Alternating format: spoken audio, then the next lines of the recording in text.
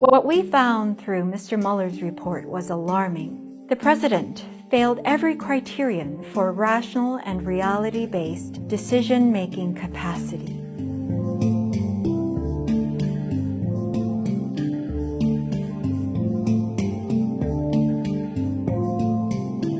My name is Dr. Bandy Lee. I'm a forensic psychiatrist at Yale School of Medicine.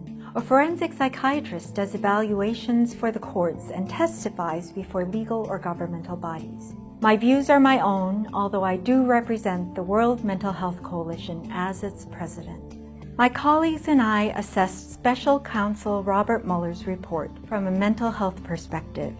What we found through Mr. Mueller's report was alarming. The president failed every criterion for rational and reality-based decision-making capacity. Our assessment is definitive. Our recommendations were, first and foremost, to remove Mr. Trump from access to nuclear weapons and war-making powers.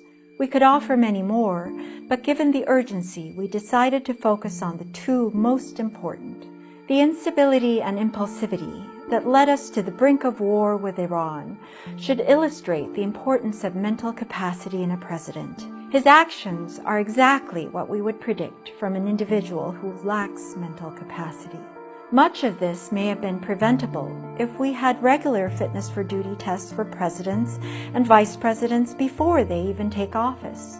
All military personnel who handle nuclear weapons must pass rigorous psychological testing before they assume their duties and must renew it every year.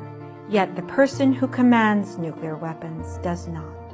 What we performed was a mental capacity evaluation. It tests function, not diagnosis, and in this case, the ability of someone to make sound decisions free of impulsivity, recklessness, paranoia, and false beliefs. To demonstrate mental capacity, one has to be able to take in information and advice, to appreciate and make flexible use of that information, to consider consequences based on rational, reality-based, and reliable thinking without undue interference from impulsivity, conspiracy theories, emotional needs, or fluctuating inconsistency, and to refrain from behavior that places oneself or others in danger. Mr. Trump showed enough evidence to both allies and opponents, as well as in his incitement to violence in public, that he did not possess these abilities.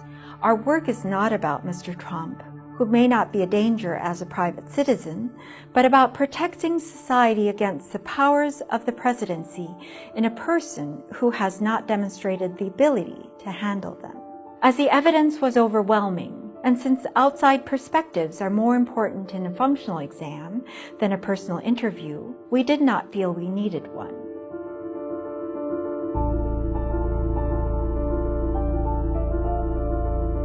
The wealth and quality of the report's content made this possible.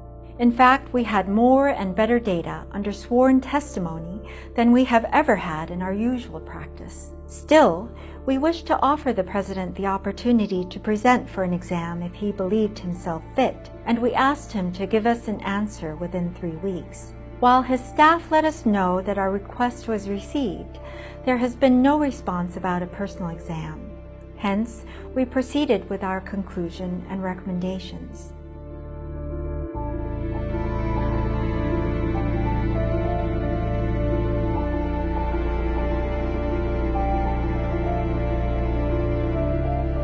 A capacity evaluation is different from a diagnostic exam for the purposes of treating a patient. A diagnosis has nothing to do with a person's ability to function in a job. Many individuals with diagnoses of mental illness get the help they need and function perfectly well at work. We are also not interested in a diagnosis because the president is not our patient. Our primary responsibility is to protect public health and safety, as our professional ethics require. Capacity evaluations are usually performed for employers, not patients, and the employers in the case of a president are the people. Our findings also certify the observations of our public service book, The Dangerous Case of Donald Trump. 37 psychiatrists and mental health experts assess the president. We predicted 2 years ago that Mr. Trump would grow worse under the pressures and the powers of the presidency.